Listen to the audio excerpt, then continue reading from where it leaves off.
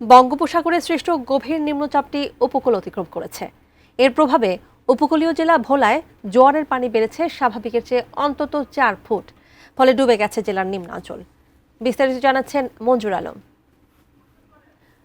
মঞ্জুর, মাত্র একদিনের বৃষ্টিতে যেমনটি আমি বলছিলাম যে নিম্নাঞ্চল তলিয়ে গেছে, এখন কি অবস্থা সেখানে? বৃষ্টিপাত কি কমেছে নাকি এখনো বৃষ্টি হচ্ছে? তানিয়া, আপনি যেরকমটা বলেছেন, আসলে সকাল থেকেই কিন্তু ভোলায় মুষলধারে বৃষ্টি পড়া শুরু করেছে। বিকালের নাগাদও কিন্তু অতিরিক্ত বৃষ্টি আমরা দেখেছি, যেটা ভোলার জন্য বিপদসীমা। একদিকে বৃষ্টিপাত শুরু হয়েছে, অন্যদিকে নদ নদীতে জোয়ারের পানি বৃদ্ধি পেয়েছে। সব মিলিয়ে বলা যায় যে ভোলার নিম্নাঞ্চল যে চরাঞ্চল রয়েছে সেই চরাঞ্চলে কিন্তু ব্যাপক ক্ষয়ক্ষতির সম্ভাবনা রয়েছে। বিশেষ করে ভোলার যেই মনপুরা এবং তজুমুদ্দিনের বেশ কিছু চর, মেঘনার বুকে বেশ কিছু চর রয়েছে, সেই চরাঞ্চলে আমরা খবর নিয়ে জানতে পেরেছি যে গবাদি পশুও কিন্তু ক্ষয়ক্ষতির সম্ভাবনার মধ্যে পড়েছেন, এবং অনেকেই গবাদি পশু রেখে আশ্রয় শেল্টারে কিন্তু তারা আশ্রয় নেওয়ার জন্য এসেছেন। তো আমরা কথা বলেছি জেলা প্রশাসকের সাথে, তিনি আমাদেরকে জানিয়েছেন যে জেলার দুর্যোগ মোকাবেলায় সকল ধরনের প্রস্তুতি তিনি সম্পূর্ণ করেছেন। বিশেষ করে যারা সরকারি